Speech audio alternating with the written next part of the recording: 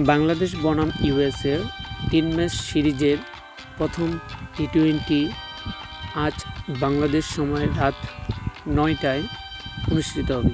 তবে খেলাগুলো আপনি বাংলাদেশের নাগরিক চ্যানেল থেকে দেখতে পারবেন, এছাড়াও অনলাইনে দেখতে পারবেন।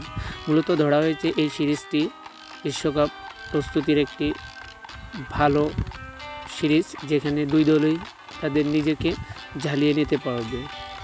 বিশেষ করে বাংলাদেশ যারা অফ ফর্মে আছে তারা ফর্মে ফেরার জন্য এই প্রস্তুতিটা খেলবে।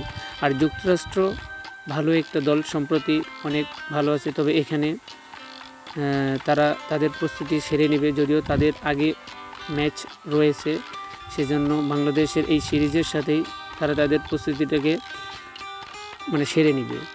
এখানে টিম অ্যান্ডারসন, যে নিউজিল্যান্ডের হয়ে খেলেছিল অনেক এর আগে, তবে সে যুক্তরাষ্ট্রের হয়ে আজ খেলবে সম্প্রতি। তাছাড়াও ভারতের জন্ম নেওয়া অনেক ক্রিকেটার এই যুক্তরাষ্ট্রের হয়ে খেলবে। বিশেষ করে গুজরাটের অনেক প্লেয়ার আছে, তাছাড়াও পাকিস্তানের 19 দলের ক্রিকেটার আছে যে যুক্তরাষ্ট্রের হয়ে খেলবে।